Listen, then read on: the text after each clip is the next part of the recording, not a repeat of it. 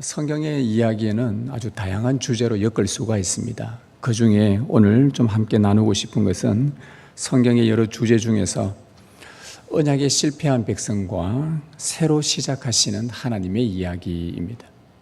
언약에 실패한 하나님의 말씀에서 말씀을 버린 언약을 파괴한 그런 자들과 다시 새롭게 시작하시는 하나님의 이야기.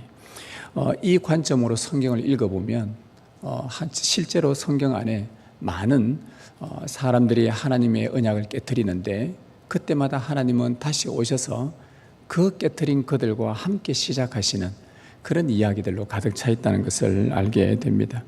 하나님은 새로 시작하는 것을 참 좋아하십니다. 그것도 잘못과 실수로 실패한 자들, 회복 불능인 자들과 함께 시작하는 것 말입니다. 하나님은 이 일에는 아주 전문가이십니다. 하나님이 보시기에 좋았더라. 하나님 보시기에 좋았더라. 하나님이 보시기에 좋을 때까지 불신실하고 불경건한 자들을 불러 새로운 일을 행하십니다. 이 일에 하나님은 아주 전문가이십니다. 잘 알듯이 이스라엘 백성은 하나님의 선민이었죠. 그러나 그들의 삶은 우상에게 굴복하는 죄의 종이 되고 말았습니다. 그들이 죄의 종이 되면서 포로로 잡혀가고 비참하게 짓밟히고 그럴 때마다 그들로 인해서 주변 국가들로부터 받았던 평, 여호와는 죽었다. 여호와를 구원한 이스라엘 백성이 저 모양이니 여호와가 살아있을 리가 있는가? 그러면서 여호와의 영광스러운 이름이 많이 훼손되었습니다. 그런데도 하나님은 하나님의 이름을 훼손한 그 실패하고 어리석은 백성들과 또다시 새롭게 그들의 삶을 시작하려고 하는 것, 이것이 우리 하나님의 일하심이요 하나님이 아주 즐기시는 사역입니다. 성경을 읽어보면 그 시대마다 이러한 하나님이 실패한 자들과 새롭게 시작하시는 이 일들은 자주 등장해서 참 우리에게 낯설지가 않습니다. 오늘 본문에도 보면 세례 요한이 구약의 시대를 마감하고 새로운 시대를 준비하면서 그가 요단 강가에서 새로운 시작을 알리는 말씀을 선포를 했습니다. 오늘 말씀 3절에 보시면 요한이 요단강 부근 각처에 와서 죄 사함을 받게 하는 회개 세례를 전파하니 400년 동안 그 땅에 말씀이 없었던 황무지와 같았고 공허했던 그 땅에 세례 요한 선지자가 나타나서 새 시대를 알리는 말씀을 선포했습니다. 하나님은 이스라엘 백성이 무너뜨려 버렸던 하나님 나라를 다시 시작하기 위해서 요한을 요단강으로 보내셨습니다. 왜 하필 요단강으로 보내셨을까? 많은 장소가 있을 건데 의미 있는 역사적인 이스라엘의 장소가 많거든요. 아브라함이 있었던 부엘세바도 있을 거고 다윗 왕조가 시작됐던 헤브론도 있었을 것이고 예루살렘도 있었을 것이고 언약을 새롭게 했던 세겜도 있을 것이고 다양한 좋은 여러 가지 역사적 중요도가 있는 도시들이 있었을 텐데 왜 하나님은 세례 요한을 하필 요단강으로 보내셨을까? 요단강은 이스라엘 백성에게 특별한 영적인 의미가 있는 장소입니다. 여러분 요단강 하면은 이스라엘 백성들이 요단강이라고 하면은 그들 머릿속에 제일 먼저 떠오르는 사건이 뭐겠습니까? 요단강을 건너서 약속의 땅에 들어간 사건이죠. 애굽의 종되었던 그들의 삶, 묶였던 그들의 삶, 자유하지 못했던 그들의 삶을 하나님께서 그들을 풀어주시고 새로운 삶을 시작하기 위해 하나님은 이스라엘 백성들에게 요단강을 건너게 하셨습니다. 요단강을 건너면 그곳은 새로운 땅이 펼쳐졌거든요. 새로운 땅, 새로운 시작.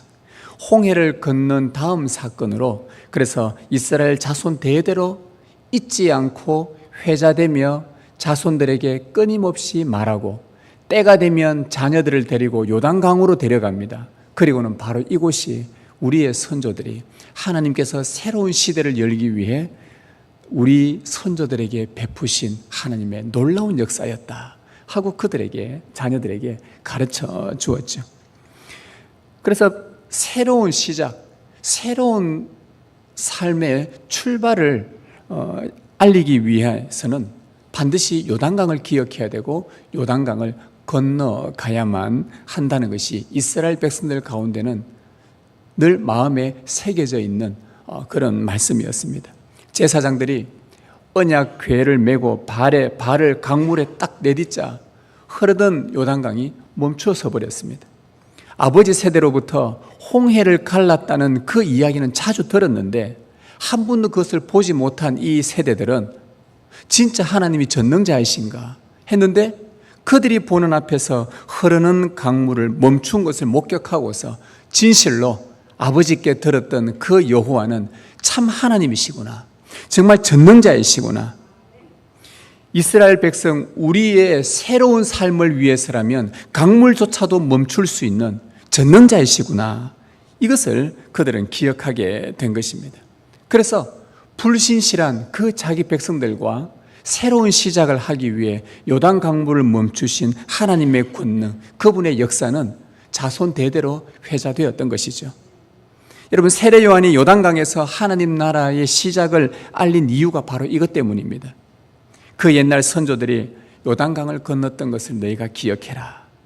지금 하나님은 로마 속국으로 고통당하고 있는 그 백성들을 잊지 아니하시고 그들에게 찾아오셔서 내가 너희와 새롭게 시작하고 싶다라고 말씀하는 것을 너희가 이것을 기억해라.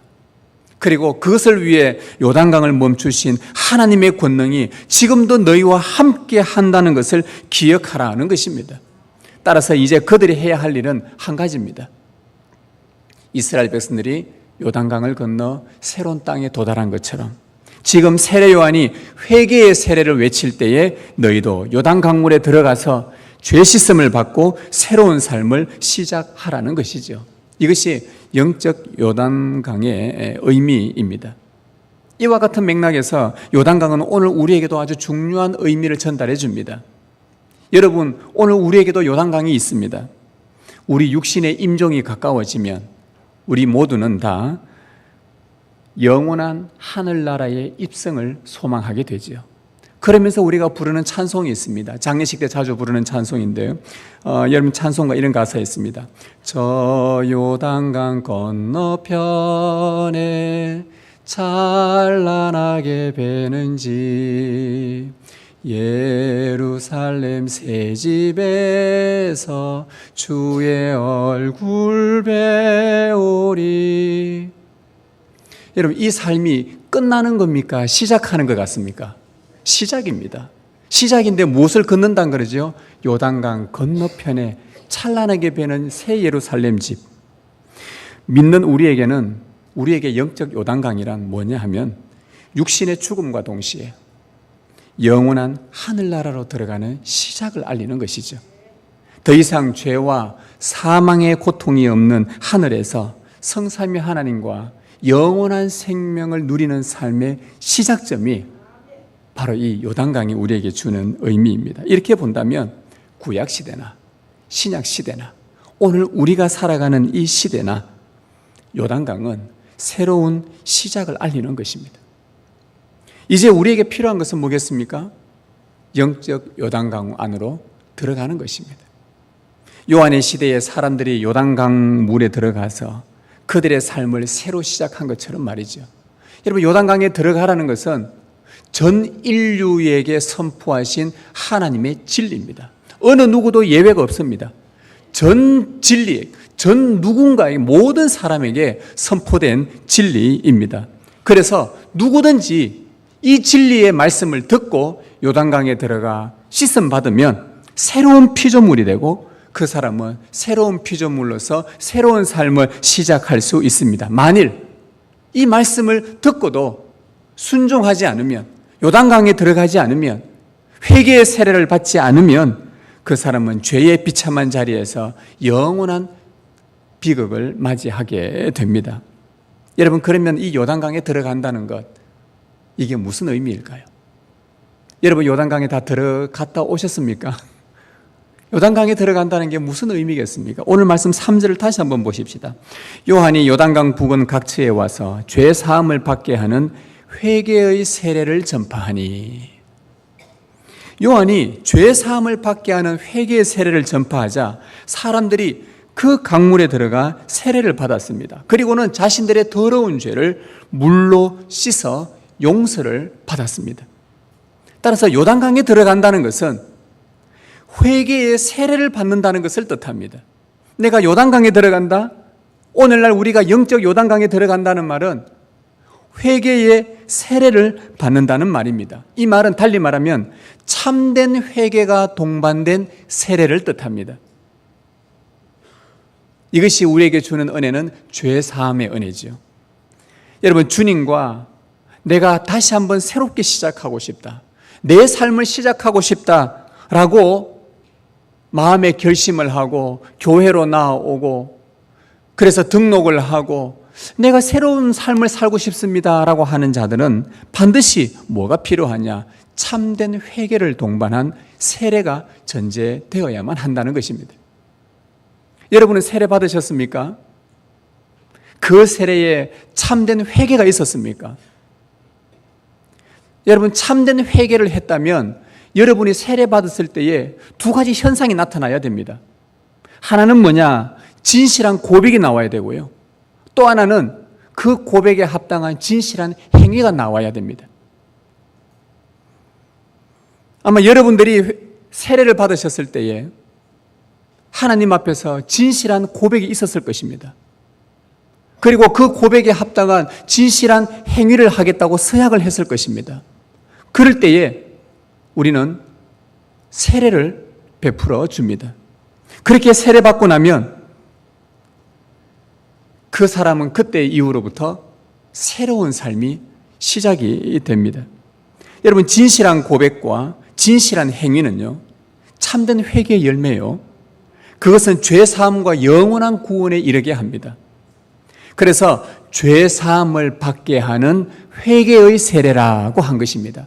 우리는 그냥 너 세례 받았냐? 나 세례 받았다. 성찬 참여하겠네. 세례 받았다. 그냥 세례가 아니라 죄 사함을 받게 하는 회개의 세례라는 겁니다. 하나님 앞에서 진실한 고백이 있어야 세례를 받고, 그리고 진실한 행위로 그 고백을 삶으로 증명해낼 때 그것이 주님과 함께 새롭게 시작하는 삶입니다. 이것이 기독교 신앙의 출발입니다.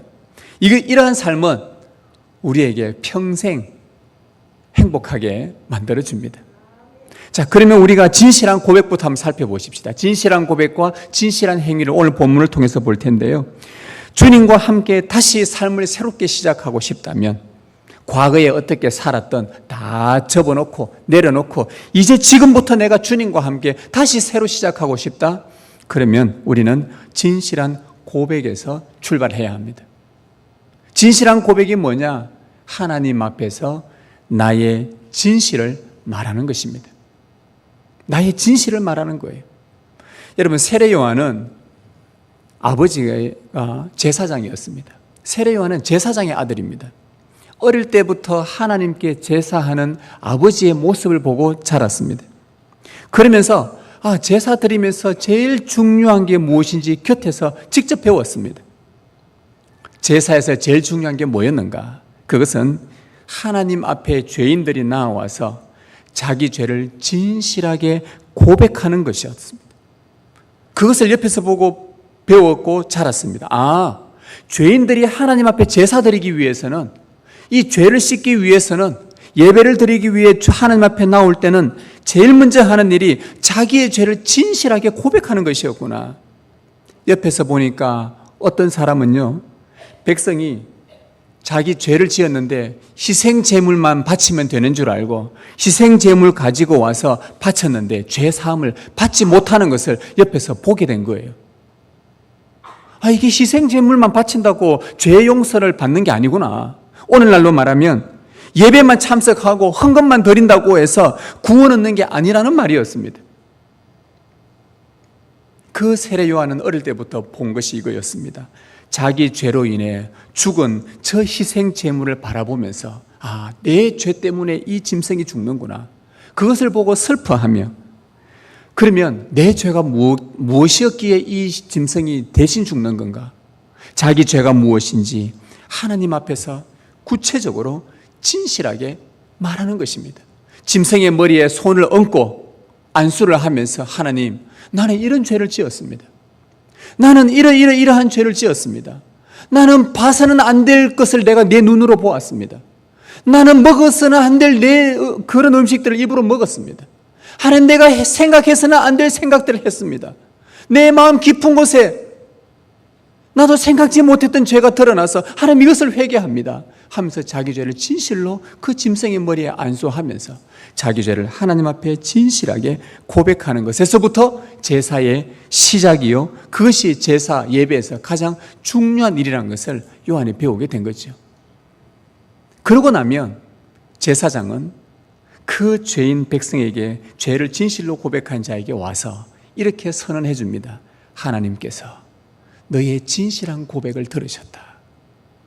하나님이 너를 용서하시고 하셨으니 죄사함을 받으라. 그리고 돌아가서 다시는 이런 죄를 범하지 말거라. 제사장으로부터 죄 용서를 받았다는 하나님의 죄 용서를 대신 듣게 되죠. 그리고 나면 하나님으로부터 의롭다 칭함을 받게 되고, 그러면 그 사람은 성소에서 나올 때 얼마나 마음이 기쁜지 모릅니다. 내가 용서받았다. 내가 정말 지울 수 없는 이 죄를 하나님께서 나를 용서하셨다. 그 가운데 기쁨이 생깁니다. 그리고는 그 기쁜 마음으로 성소에서 나오면 이제는 어떤 힘이 생기는가? 내가 이제 새롭게 살아야지. 이제 내가 주님과 함께 다시 시작할 수 있구나. 죄를 범해서 언약을 깨트려서 하나님과 멀어졌는데 하나님이 다시 나를 가까이 오셔서 나를 용서하시고 나와 함께 새롭게 삶을 시작할 수 있겠구나. 어디서부터 출발된 거냐? 진실한 고백에서부터 시작된 것입니다.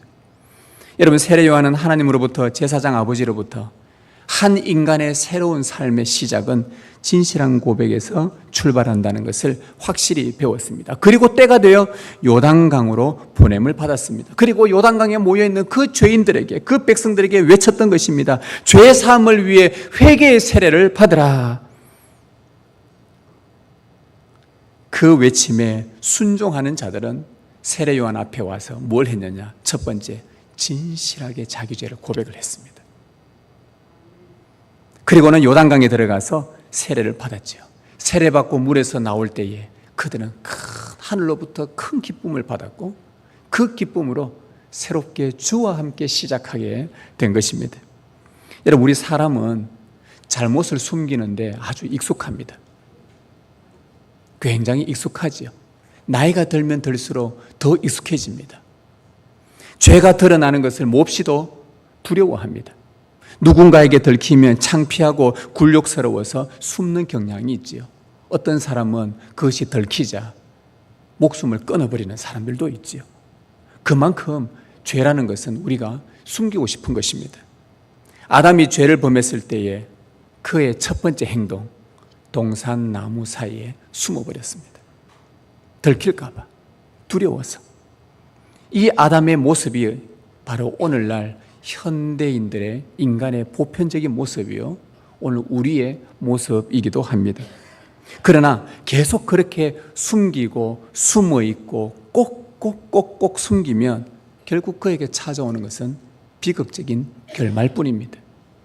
하나님은 아담을, 숨어있는 아담을 불러내십니다. 아담아, 네가 어디 있느냐? 찾아오셔서 아담아, 네가 어디 있느냐?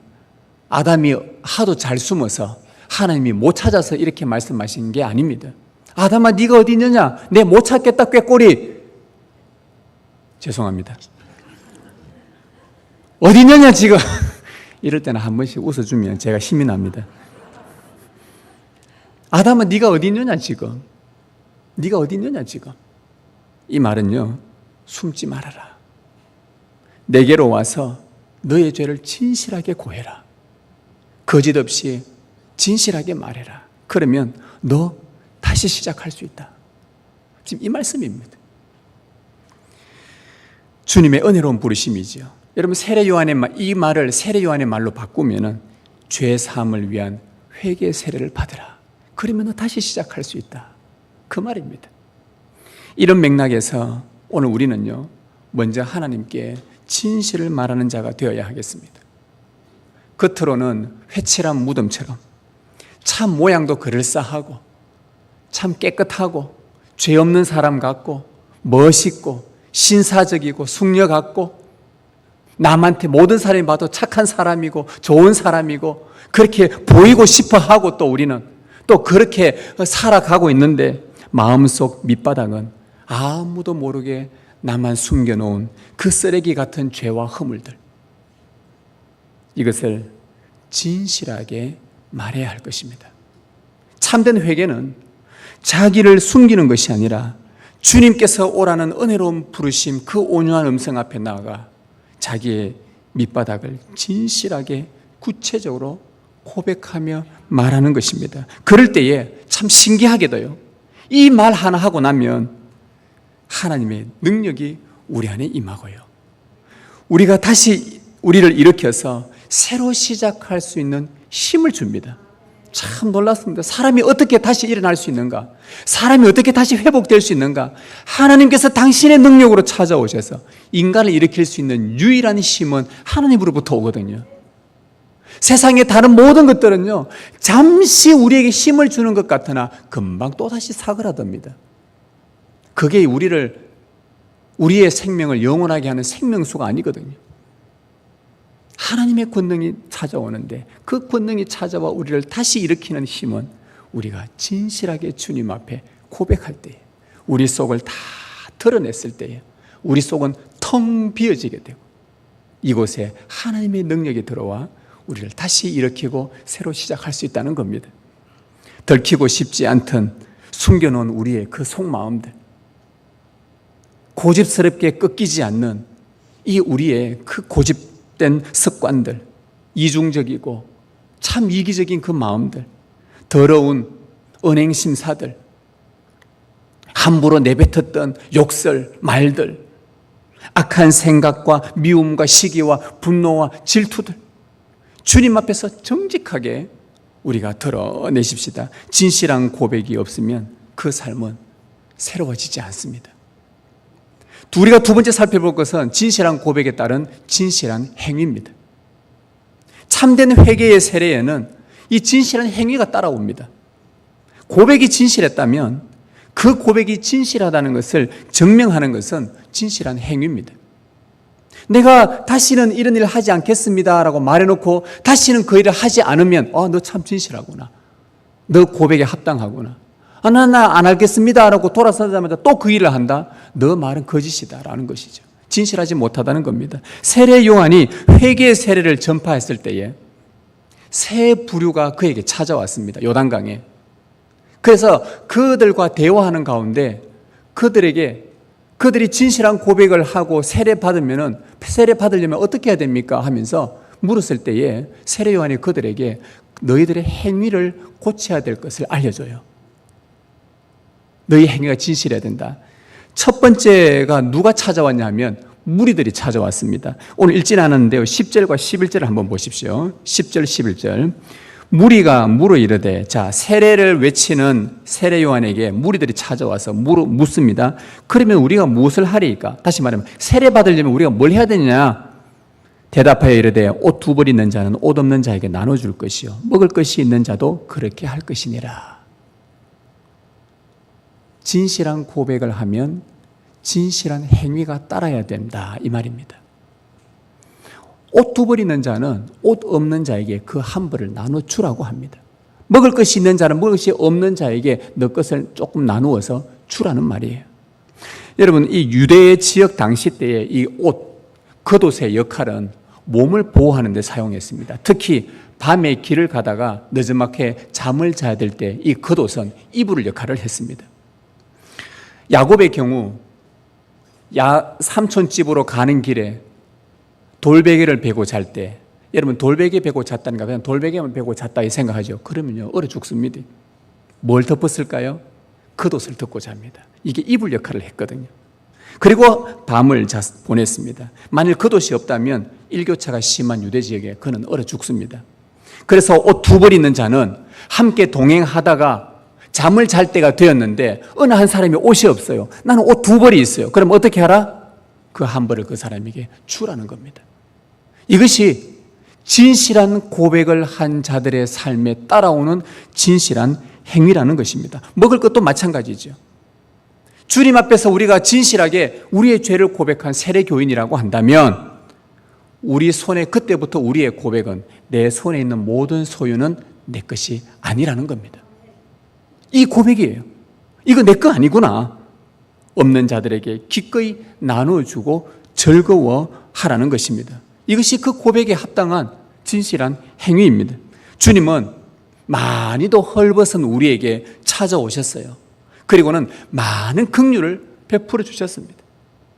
우리를 입히시고 우리를 먹이시고 우리를 재우시고 우리를 돌보시고 우리를 인도하시고 매 순간순간마다 간구하며 간구 소리 다 들으시고 헐벗었던 우리를 긍휼을 베푸신 분이 바로 우리 주님이셨습니다.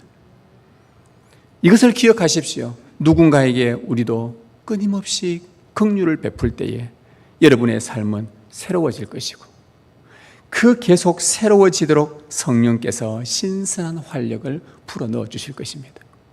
세례요한에게 찾아왔던 두 번째 부류의 사람은요, 세리들이었습니다. 세금을 거두는 사람들이었어요. 12절 13절에 보면 세리들도 세례를 받고자 하여 와서 이르되 선생이여 우리는 무엇을 하리까 하며 이르되 부과된 것 외에는 거두지 말라.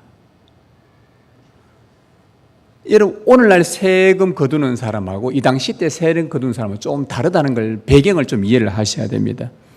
당시 세리들은요, 이스라엘이 로마 속국에 있었기 때문에 로마에 빌어붙어서 동족들의 세금을 거두고 일부는 로마에 바치고 나머지는 자기가 취했습니다. 수수를 취했지요. 그러면 어떤 세리들은 내가 부를 축적하려고 마음먹으면 동족들에게 더 많은 세금을 거두고 로마에 바치는 것은 똑같이 바치고 더 많은 돈을 거둘 수가 있었습니다. 그래서 그 당시 때에 내가 부를 얻을 수 있는 여러 가지 방법 중에 하나가 세리가 되는 것이었죠. 자, 그러면 그때 세리는 지나친 세금을 징수함으로 자기 부를 늘렸습니다. 자, 더 많은 부를 쌓기 위해서는 해야 될 일들이 뭐냐? 동족들이 힘들어하는 그 생활고를 더 힘들게 해야만, 왜? 더 뺏어야 되니까, 더 거두어야 되니까, 더 힘들게 해야 되니까, 더 괴롭혀야만 자기 부를 쌓을 수가 있었습니다. 자신의 부와 욕심을 위해 힘겹게 살아가는 그 백성들의 마음에 큰 상처와 고통을 입혔지요. 탐욕에서 나온 행위였습니다. 이런 세리들이 세례요한 앞에 나왔어요. 나도 세례받고 싶어도 어떻게 하면 좋겠습니까? 여러분 같으면 어떻게 하겠어요? 너는 세례받을 자격 없어. 이렇게 말할 수 있겠는데 세례요한이 말합니다. 부과된 것 외에 거두지 말아라. 다시 말하면 네 옆에 있는 사람을 괴롭게 하지 말라는 말입니다. 힘들게 하지 말라는 말입니다. 주님 앞에서 진실하게 고백했다면 그 고백에 합당한 진실의 행위는 나의 부와 이득을 얻으려고 다른 이들을 고통으로 밀어넣는 그 탐욕을 부리지 말라는 말입니다. 여러분, 삭개오가 세리였습니다. 많은 돈을 거두었습니다. 부자였습니다. 그런데 그가 예수님께서 그를 받아들여주고 영접하고 그가 회개를 딱 하고 자기가 탐심을 중단해야 되겠다라고 마음 먹고 나서 삭개오가 했던 일이 뭐냐? 자기의 재산을 나누어 주기 시작했습니다. 부과된 것 외에 더 이상의 거둔 것들 싹 다 나누어 줬습니다. 남들은, 다른 세리들은 그렇게 하지 않는데 자기는 그렇게 했습니다. 왜요? 주님 앞에 진실한 고백을 했거든. 세례를 받았거든. 이렇게 살아가면 여러분의 삶은 새로워질 것이고 계속 새로워지도록 성령께서 신선한 활력을 불어넣어 주실 것입니다. 마지막 한 부류가, 찾아온 부류가 군인들이었어요. 14절에 군인들도 물어 이르되 우리는 무엇을 하리까? 그럼 우리는 뭘 해서, 우리는 어떻게 하면 세례 받겠냐? 묻자 이르되 사람에게서 강탈하지 말며 거짓으로 고발하지 말고 받는 급료를 족한 줄로 알라 하니라. 이 당시 때 군인들이요, 무기가 있었고 힘이 있었고 권력이 있었고, 그래야 백성들이 딱 보고 백성들에게 가서 강탈하고 갈취하고 빼앗고 협박해서 말 안 들으면 거짓으로 고발해버리고 그럼 잡혀가고. 그런데 이런 자들이 와서 마음에 어떤 찔림이 있었는지, 모든 군인들이 아니었습니다. 몇몇 군인들이 와서 나도 세례받고 싶은데 어떻게 하면 좋겠느냐. 앞으로 그렇게 하지 마라. 그리고 네가 받는 급료를, 그 월급을 족한 줄로 알아라. 여러분, 이들에게 세례 요한이 말한 진실한 행위가 뭐였습니까? 너희들에게 주어진 권력, 너희들에게 주어진 힘, 너희들에게 주어진 신분, 너희들에게 이 사회에서, 교회에서 부릴 수 있는 그 지위, 그거 남용하지 말아라.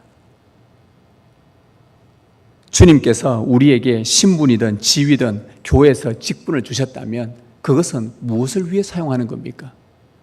나의 잘됨을 자랑하기 위해서입니까?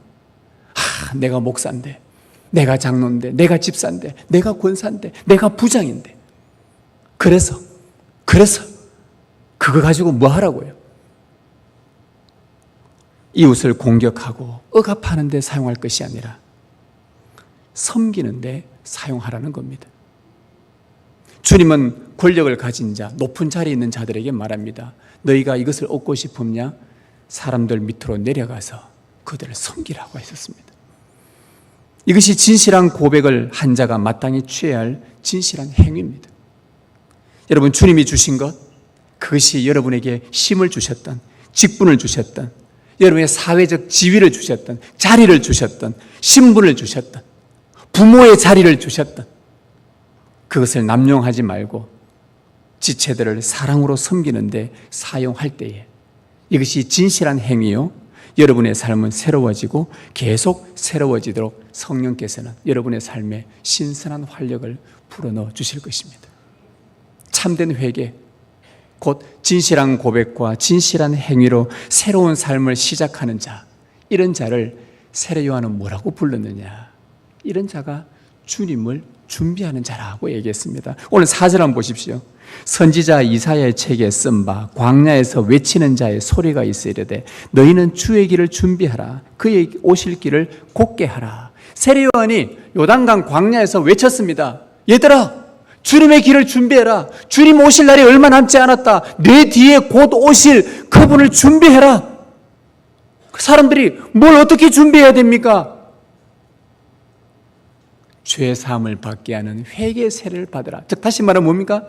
너희가 주인 오실 길을 준비하는 방법은 너희의 입술을 정직하게 해라. 진실하게 해라. 진실하게 말해라. 진실한 고백을 해라. 그리고 너희들의 행위를 진실하게 참되게 바꾸어라. 결국 다시 오실 주님을 기다리는 오늘 우리의 삶은 무엇하면서 기다릴 것인가? 우리의 말을 진실하게 하는 것, 우리의 행위를 진실하게 하는 것입니다. 이것이 다시 오실 주님을 기다리며 준비하는 삶입니다. 이것입니다. 오늘날 한국 교회가 왜 세상으로부터 자꾸 지탄을 받는가? 말은 정말 잘하는데, 교회들이 말은 맞는 말 하는데, 교회에서 성도들이 하는 말 다 맞대요. 그래, 그 말 맞다. 왜? 우리는 하도 들은 게 많으니까. 왜 우리 말이 맞냐 하면 우리는 성경을 듣거든요. 세상의 말이 아니라 진리인 유일무이한 절대 진리를 듣기 때문에 우리의 말은요, 웬만하면 하도 많이 들어서 웬만하면 옳은 말 다 합니다. 그런데 그들이 왜 교회를 싫어하냐? 진실한 말은 많이 좋다, 맞는 말은 하는데 우리의 행위는 그렇지 않다는 겁니다. 우리가 주님을 준비한다는 게 뭡니까? 다시 오실 주님을 기다린다는 게 뭡니까? 하나님 앞에서, 사람 앞에서 진실을 말하고 그 진실한 고백에 합당한 진실한 행위를 하는 것입니다. 이런 자를 요한계시록은 뭐라고 말했냐? 어린 양의 피로 씻음 받은 자들이요, 흰옷 입은 주의 백성들이라고 했습니다. 이런 자들이 무엇을 얻게 되는가? 그 삶의 열매가 무엇인가? 5절 6절에 모든 골짜기가 메워지고 모든 산과 작은 산이 낮아지고 굽은 것이 곧아지고 험한 길이 평탄하여질 것이요 모든 육체가 하나님의 구원하심을 보리라. 이렇게 살아가다가 주님이 오실 그날들을 맞이하게 되면 골짜기 같았던 여러분의 인생, 그 힘든 골짜기가 인생 하나하나가 골짜기 같았는데 어느 날 골짜기가 메워져서 평지가 되어버립니다. 절대 올라갈 수 없었던 그 높은 산과 같은 우리 인생의 그 거대한 벽 앞이, 그 산이 갑자기 평지가 되어서 걸어갈 수 있는 놀라운 기적이 일어난다고 합니다. 그리고 마지막에는 뭐가 보느냐? 하나님의 구원을 보게 될 것이다. 누가 구원을 얻는가? 누가 구원을 얻느냐 이 말입니다. 마지막 날에 누가 구원을 얻을 것인가? 여러분, 마지막 날에 구원 얻을 확신이 있으십니까? 누가 구원을 얻습니까? 하나님 앞에 우리의 죄와 허물들, 우리의 삶들을 진실하게 고백하고 그 삶에 따라 사람들에게 진실하게 대하며 우리의 삶이 진실한 행위로 나타날 때에 그것이 주의 길을 준비하는 자들이요 그들에게 주어질 영광의 복과 아름다운 열매가 최종적인 구원입니다. 성도 여러분, 우리에게 진실한 고백과 진실한 행위가 따르지 않으면 그 사람은 명목상 교인에 불과합니다. 말합니다. 명목상 교인입니다. 그것은 교회에 오는 사람일 뿐이라는 겁니다. 그런 자는 구원이 없습니다. 세례 요한이 외칠 때에 세례 받으러 오는 사람도 있지만 세례 받지 않고 그 뒤에서 삐딱한 눈으로 쳐다봤던 바리새인과 서기관들이 있었습니다. 이들은 누구였느냐? 교회에서 일하는 사람들이었습니다. 교회에 오는 사람들이었습니다. 그런데 이들은 입술로 진실하게 고백하지 않았어요. 왜? 진실하게 고백하면 자기가 지금까지 거두어들였던 돈을 사랑하고 자기가 좋아했던 지위들 다 뺏겨야 되거든요. 다 내려놓아야 되거든요. 이걸 놓지 못하는 겁니다. 그래서 그들은 세례받지 않았습니다. 요단강물 들어가지 않았습니다. 명목상 교인이었습니다. 예수님이 오셔서 말씀하셨습니다. 화 있을진저 서기관과 바리새인들이여. 이 말은 다시 말하면 너희들은 구원이 없고 화가 있을 것이다. 왜? 죄사함의 회개 세례를 받지 않기 때문에, 하나님 앞에 진실하게 나오지 않기 때문에, 진실한 삶이 나타나지 않기 때문에 너희들은 화가 있을 것이다. 마지막 날에 구원이 없다. 자기들은 착각하는 거예요. 옥토인 줄 알고, 길가 바치면서 옥토인 줄 알고, 돌 바치면서 옥토인 줄 알고, 가시 떨기면서 옥토인 줄 착각하고 있는 것이 바로 바리새인과 서기관들, 명목상 교인들이었습니다. 여러분, 명목상 교인이 되지 않기를 바랍니다. 명목상 교인은 구원이 없어요. 마지막에 주님을 준비하지도 않고 준비하는 것처럼 보이는데 준비를 못했어요. 진실하게 고백하지 않았고 진실하게 살아내지 않았기 때문에, 진실하게 살지 못해서 또 내 안에 죄가 드러나면 하나님 앞에 나와서 또 진실하게 고백해야 되는데 안 한단 말이죠. 명목상 교인, 그 사람의 인생의 행보는요, 새롭지도 않고 즐겁지도 않고 늘 삶이 무겁습니다. 여러분의 삶은 어떻습니까? 요즘 여러분의 삶이 어떠합니까? 무기력합니까? 즐겁지가 않습니까? 새 힘도 일어나지 않고 삶의 활력도 느끼지 못합니까? 그럴 때 여러분, 요단강을 떠올리십시오. 영적 요단강을 떠올리십시오. 요단강을 떠올려서 죄인들이 그 물속에 들어가 세례받고 올라와 기쁘게 새롭게 삶을 시작했던 그 삶을 한번 여러분 떠올려 보십시오. 여러분이 처음 세례받았을 때의 그 기쁨과 감격들을 떠올려 보십시오. 그러면서 내 말과 내 인격과 내 삶이 과연 하나님 앞에서 진실했는지 다시 한번 자문자답을 해보십시오. 그리고 내 안에 숨겨놓은 이 쓰레기 같은 죄와 허물들을 하나님 계속해서 휘저어서, 꾸중물을 휘저어서 계속 드러나게 해주십시오라고 기도하십시오. 그러다가 이것이 드러나면 하나님 앞에 진실하게 구하십시오. 주님, 내가 이것밖에 되지 않습니다. 주님, 제 영적 수준이 이것밖에 되지 않습니다. 제가 목사인데도 나의 영적 수준이 경건이 이것밖에 되지 않습니다. 주님, 제가 진실로 고백합니다. 나의 죄를 용서해 주십시오. 나의 허물을 용서해 주십시오. 주님, 이렇게 살아서는 안 되겠습니다. 주님, 나를 다시 일으켜 주십시오. 새로 일으켜 주십시오. 그럴 때에 주의 성령이 신비롭게 역사하셔서 우리를 다시 시작할 수 있도록, 주님과 다시 시작할 수 있도록 새 힘을 주십니다. 우리를 정결하게 하십니다. 진실한 행위로 살아갈 수 있도록 도와주십니다. 하나님은 여러분과 함께 새로 시작하고 싶어 합니다. 매 주일마다 여러분을 불러 모으시는 이유는 내가 너희와 또 다시 시작하고 싶다. 하나님은 이걸 너무 좋아하시거든요. 언약이 실패한 자들과 다시 시작하는 것을 즐기시거든요. 이게 성경의 이야기입니다. 나는 너희들과 다시 시작하고 싶다. 지금 부드럽고 은혜로운 음성으로 우리 가운데 찾아오셨습니다. 여러분, 진실한 고백과 진실한 행위로 주님 오실 길을 준비하시면서 영원한 구원의 복을 얻기를 주님의 이름으로 소망합니다.